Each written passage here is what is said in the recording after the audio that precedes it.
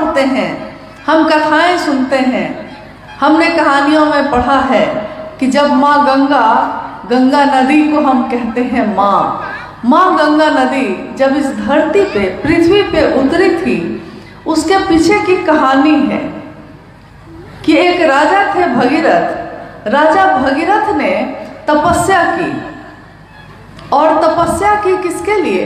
कि उनके पूर्वजों का जो निधन हो गया, मृत्यु को प्राप्त हुए, उनको मुक्ति नहीं मिल पाई, मोक्ष नहीं मिल पाया, यानी ईश्वर के में एक नहीं हो पाए। तो लोगों ने कहा कि अगर गंगा का पानी आपके पूर्वजों की अस्थियों को मिल जाए तो मुक्ति हो जाएगी। और ये सुनकर राजा भगीरथ ने तपस्या शुरू की।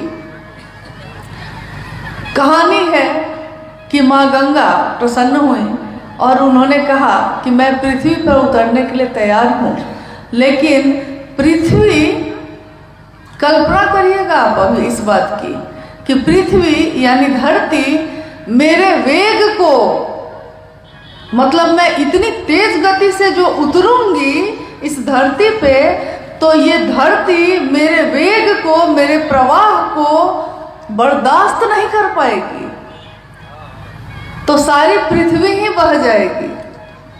तो मैं उतरना तो चाह रही हूँ, तैयार भी हूँ, लेकिन उतरूं कैसे, क्योंकि पृथ्वी ही बह जाएगी। तब कहानी है कि राजा भगीरथ ने शिव की तपस्या की और निवेदन किया। जब शिव प्रकट हुए तो उनसे निवेदन किया कि ऐसा ऐसा मामला है प्रभु, और माँ गंगा तो उतरने को तैयार है, लेकिन कहती हैं कि मेरा तेज, मेरा प्रवाह धरती बर्दाश्त नहीं कर सकेगी।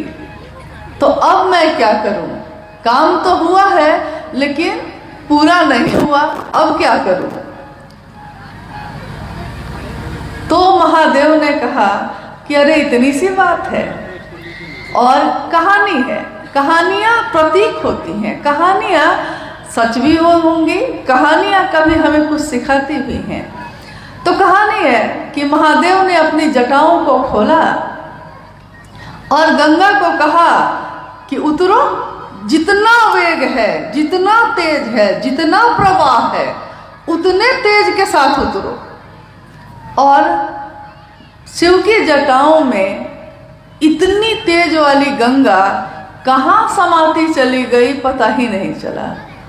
गंगा उतरी जा रही है, शिव की जटाओं में समाये जा रही है, और शिव ने फिर अपनी जटाओं को समेट लिया। मामला फिर फंस गया कि गंगा उतरी तो, लेकिन शिव की जटा में उतर गए, और शिव ने फिर से उसको बांध लिया है, यानी पृथ्वी पे तो अभी भी नहीं उतरी। अब फिर भगीरथ जी बैठे और उन्होंने कहा महादेव, अब जटा में ही सारी गंगा है, अब मेरे पूर्वजों का कल्याण कैसे होगा? तो महादेव ने कहा अरे बस इतनी सी बात है। और कहते हैं कि महादेव ने अपनी एक तरफ की जटा थोड़ी सी हटाई, गंगा का पानी पतली धारा के रूप में वहां से निकला, और एकदम उसका सारा तेज शांत, सारा प्रवाह एकदम शांत, सारी गति एकदम सामान्य होकर धरती पे उतर गई। धरती पे उतरी, राजा भगीरथ के पूर्वजों का कल्याण हुआ, मुक्ति और मोक्ष मिला। कहानी है ये।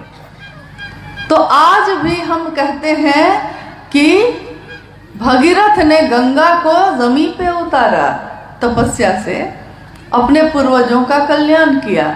लेकिन इस सारी कहानी में हम भूल गए कि इस सारी कहानी में गंगा का इतना तेज महादेव के लिए कोई बहुत मामूली सी बात थी, और उनका रिसाव यानी उनका धरती पे उतरना ये भी महादेव के लिए बहुत आसान बात थी। तो बड़ी से बड़ी गति को, बड़े से बड़े तेज को, बड़े से बड़े प्रवाह को जो महादेव पल में, क्षण का भी क्षण नहीं लगता, सेकंड का भी सेकंड नहीं लगता, और उसको अपनी जटाओं में शामिल कर लेते हैं। आप कल्पना करिए सिर्फ कि इस धरती पे उस शिव को ही उतारा है साहब हरिंद्रानंद जी ने। तो उस साहब हरिंद्रानंद जी की ऊर्जा क्या होगी, जिसने शिव की शिष्यता को ही जमीन पे उतार दिया है। जमीन पे ही ऐसा वैसा नहीं उतारा, इतना उतारा कि आज घर घर में शिव की बात हो रही है। लोग, कोई भी आदमी अमीर हो गरीब हो, किसी भी जाति किसी भी धर्म का हो, शिव को अपना गुरु बना रहा है।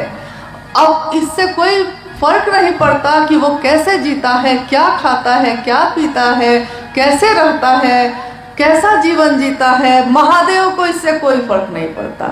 महादेव सबके भाव को ग्रहण करते हैं।